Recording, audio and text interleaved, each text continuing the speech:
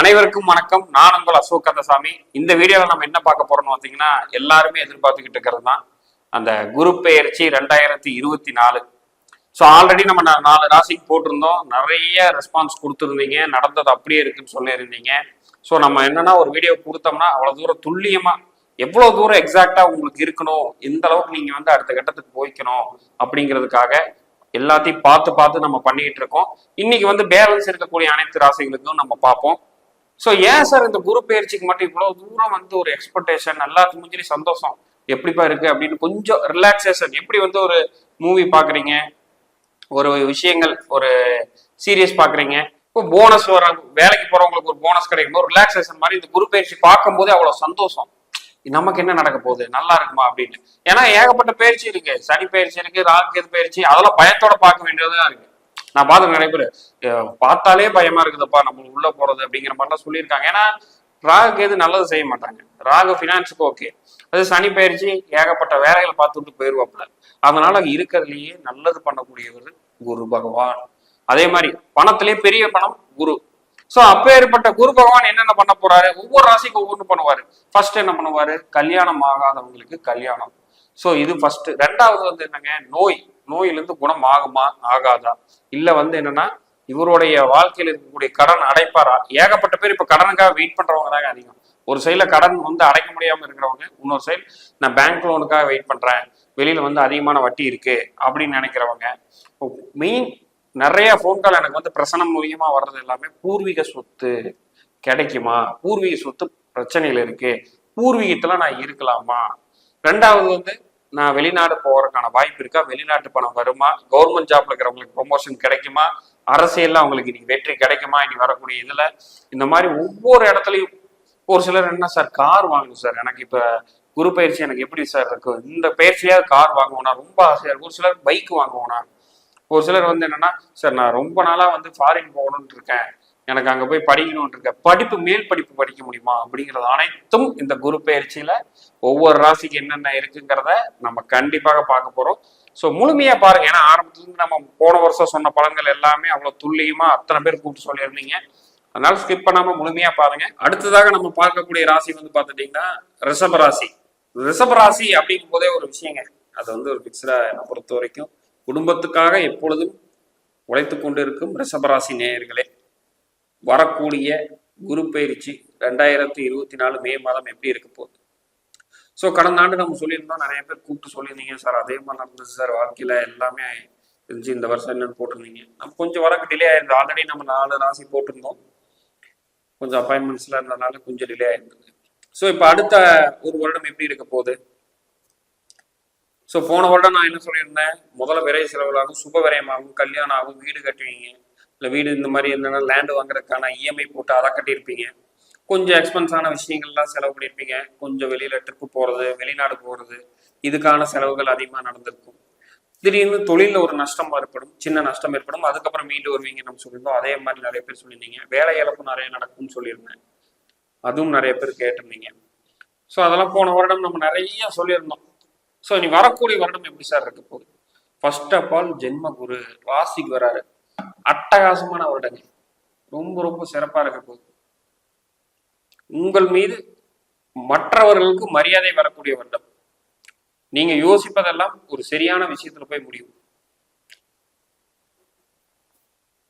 பூர்வீக சொத்துல பிரச்சனை இருக்கு சார், எனக்கு அது கிடைக்குமா அப்படின்றவங்களுக்கு எல்லாமே கண்டிப்பா கிடைக்கும். தாய் தந்தை வழியில் இருக்கக்கூடிய சொத்தும் கிடைக்கும். சார் அப்பா வழியில எனக்கு சொத்து தரேன் இருக்காரு, பட் வெயிட் பண்ணப்பா அப்புறம் தரேன் எப்படி தரேங்க, நான் தந்தாதான் நான் வந்து பிசினஸ் பண்ண முடியும், இல்லைன்னா என்னால பிசினஸ் பண்ண முடியாது அப்படிங்கிறவங்களுக்கு எல்லாமே கண்டிப்பா வரும். அப்பா தந்தையோட நல்ல அண்டர்ஸ்டாண்டிங் வரும். ஆல்ரெடி இதுக்கு முன்னாடி கொஞ்சம் முரண்படா இருந்திருக்கலாம், இல்லை அவருடைய கருத்து உங்க கருத்து வேறுபடா இருந்திருக்கலாம். இதற்கப்புறம் கண்டிப்பாக ஒரு விஷயங்கள் கிடைக்கும். முதலீடு பண்ண பணம், ஆல்ரெடி முதலீடு பண்ண பணம் வரல, இல்லை வந்து எனக்கு வந்து அதை விற்கணும், லேண்ட் விற்கணும், ரியல் எஸ்டேட் பிசினஸ் பண்றவங்களுக்கு எல்லாமே ஒரு நல்ல அற்புதமான ஆண்டா அமையறதுக்கான வாய்ப்புகள் அதிகமா இருக்கு. இப்போ குரு பயிற்சி உங்களுக்கு ஜென்மத்துல வருது, அதுல இருந்து பார்வை நம்ம எடுக்கும் போது உங்களுடைய 1, 5, 7, 9 பார்வை இருக்கிறது. அப்போ கணவன் மனைவிக்குள்ள சண்டை பிரச்சனை, நான் பிரிஞ்சு வாழ்றோம் சேருவோமா, இல்லை வந்து எப்ப சண்டையாவே இருக்கு, என்ன பண்றதுலாம் அடுத்த வரக்கூடிய இந்த குரு பயிற்சியில இருந்து ரொம்ப நல்லாவே இருக்கும். எந்த ஒரு பாதிப்பும் இருக்காது. அன்னோனியமா அண்டர்ஸ்டாண்டிங்கா போவீங்க.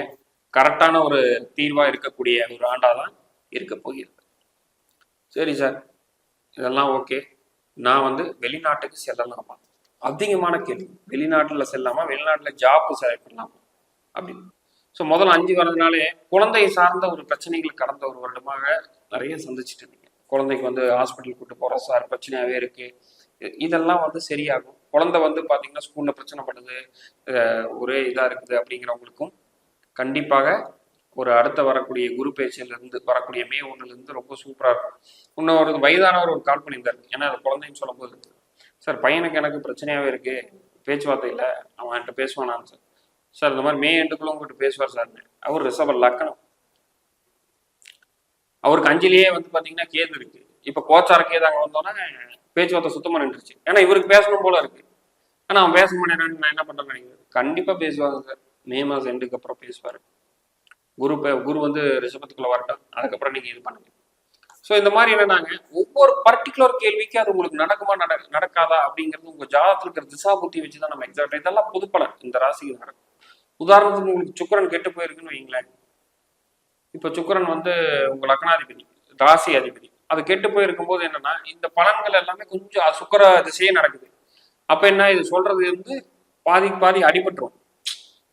அப்ப நமக்கு நம்ம சொல்ற அந்த குடுப்பனை இருக்கா, நான் இந்த வருஷம் வந்து என்னன்னா வெளிநாடு போவனா, எனக்கு வந்து புத்திர பாக்கியம் இருக்கா அப்படிங்கிறது அனைத்துமே பர்டிகுலர் கேள்வியில உங்களுடைய திசா புத்தி, உங்களுடைய அந்தர சுச்சமா வச்சு, உங்களுடைய பாவத்தை வச்சு, உங்கள் லக்னாதிபதி எப்படி இருக்காருன்னு வச்சு அழகா அதுக்கேற்ற காரகத்துவத்தை எடுத்து ஈஸியா நம்மளால சொல்ல முடியும். ஸோ ஓவராலா வரக்கூடிய ஆண்டுகள் வழிபடக்கூடிய நீங்க தெய்வங்கள் கண்டிப்பாக திருச்செந்தூர் முருகனை கண்டிப்பா வழிபடுங்க, நல்ல ஒரு முன்னேற்றம் கிடைக்கும். அன்னதானம் பண்ணுங்க, உடற்பயிற்சி ரொம்ப முக்கியம். ஒரு நல்ல ஒரு அற்புதமான ஒரு பிளாக் பஸ்டர் இயர் தான் உங்களுக்கு வந்திருக்கு. யாரெல்லாம் வெயிட் பண்ணிட்டு இருந்தீங்களோ தாராளமாக நீங்க வந்து பண்ணலாம். இப்போ அதே மாதிரி ஒரு உதாரணம் வந்து பாத்தீங்கன்னா, இப்போ நம்ம ஆபீஸ்க்கு ஒரு கிளைண்ட் வந்திருந்தாப்புல, என்ன வந்து பாத்தீங்கன்னா ஒரு புரியாத புதிரா இருக்கு சார், துர்மரணங்களா இருக்கு, தொடர்ந்து பிரச்சனை, ஏதோ ஒரு நெகட்டிவாவே என் வாழ்க்கையில் நடந்துகிட்டே இருக்கேன், நான் என்னதான் பண்றேன், எந்த பயிற்சி வந்தாலும் எனக்கு மாற்றமே இல்லை சார் அப்படின்னு சொல்லிட்டு பிரச்சனை பார்க்கணும்னு சொல்லிட்டு நம்ம ஆபீஸ்க்கு அப்பாயின்மெண்ட் வாங்கிட்டு வராங்க. ஸோ அப்போ நம்ம வந்து என்னன்னா மெயின் வந்து என்னன்னா ஒரு லேண்ட் வாங்கி போட்டிருக்காரு, நிலம் வீடு கட்டலான்னு. கிட்டத்தட்ட 6-7 வருஷம் ஆயிடுச்சுங்க. கிட்டத்தட்ட அவரால் கட்டவே முடியல. அவரும் வந்து அங்க போறாரு, இங்க கையில பணம் வருது, அங்க கட்டலாம்னா வேற ஏதாவது செலவாயிடுது. வீடே என்னால கட்ட முடியாதா, என் வாழ்க்கையே இப்படியே போயிருமா, இல்லை யாரோ முன்னோர்கள் செஞ்ச பாவத்துக்கு நான் ஏன் கஷ்டப்படுறேன்னா அதுக்கு ஏதாவது பரிகாரம் இருக்கா, ஏதாவது பாக்குறதுக்கு தான் பிரசனம் பார்க்கணும்னு அப்பாயின்மெண்ட் எடுத்து வரேன். நம்ம பிரசனம் போட்டோன்னே தெளிவா சொல்லிச்சுங்க, நீங்க இருக்கிற இடம் வாஸ்து கோளாறு, வாஸ்து பிரச்சனை, வடக்கும் கிழக்கும் மூடப்பட்டு இருந்து அந்த இடத்துல வந்து பாத்தீங்கன்னா ஒரு மனிதர்னால, ஒரு ஆண்மகனால, அவருக்கு வந்து பாத்தீங்கன்னா 2 பெண் குழந்தைகள். ஏன்னா வடகிழக்கு மூடப்பட்டு ஒரு வீட்டில் ஆண் குழந்தை இருந்தால் ஆண் குழந்தை பாதிக்கப்பட்டு இருக்கும், அப்படி இல்லைன்னா ஆண் குழந்தை இருக்காது. நம்ம சொன்னோம் இந்த மாதிரி உடனே சார் வாஸ்து பிரச்சனை இருக்கு, அதை ரெடி செஞ்சா அடுத்த 1 மாசத்துலயே நீங்க வீடு கட்ட ஆரம்பிச்சிருவீங்க. முதல்ல அதை நீங்க ரெடி செய்யணும். சார் நான் இருக்கிறது வாடகை வீடு தான் சார். வாடகை வீட்டுக்கும் வாஸ்து உண்டு, நீங்க எந்த வீட்டில் குடியிருக்கிறீங்களோ அந்த வீட்டுக்கு வாஸ்து இருக்கு. அப்ப நம்ம என்ன சார் பண்றது, உடனடியாக வாஸ்து பார்த்து சரி செய்யணும் சார்னா, அவருக்கு இப்பொழுது வந்து பாத்தீங்கன்னா குரு, அவர் மேச ராசி, அவருடைய இதுல வந்து பாத்தீங்கன்னா குரு வந்து ராசியிலேயே இருக்கு, ஜென்ம ராசியில. ஸோ அவருக்கு ஒரு நல்ல டைம் கிடைச்சிருக்கு, அதை பார்த்து சரி செய்யணும். நம்ம அவரோட வீட்டுக்கு போறோம், அதே மாதிரி வந்து பாத்தீங்கன்னா ஈசானிய மூலையில படிக்கட்டு வச்சு மேலே ஏற்றிருக்காங்க, கிழக்கு மூடப்பட்டிருக்கு, கிழக்கு வாசல், புரியுதுங்களா? அதே மாதிரி வடக்குல வந்து பாத்தீங்கன்னா ஜன்னலே இல்லை, ஒரே ஒரு ஜன்னல் பூட்டியே இருக்கு. நம்ம சொன்னோம் கண்டிப்பா பண லாசம் இருக்கும் பிசினஸ்ல.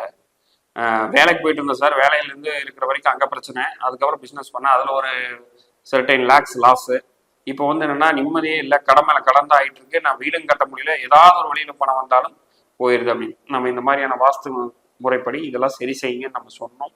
அதே மாதிரி சரி செஞ்ச அடுத்த 1 மாதத்தில் அவர் வீடு கட்ட துவங்கினார். அந்த வீடு கட்டுறதுக்கும் நம்ம வாஸ்து போட்டு கொடுத்தோம். நிறைய பேர் நினச்சிக்கிறீங்க புது வீடு கட்டும் போதுதான் வாஸ்து பார்க்கணும், அப்படிலாம் கிடையாது. நீங்க இருக்கிற வீட்டுக்கே வாஸ்து, சரியான வாஸ்து அமைப்புல இருக்கிறவர்களுக்கு ஒருவருக்கு பிரச்சனையே வராது.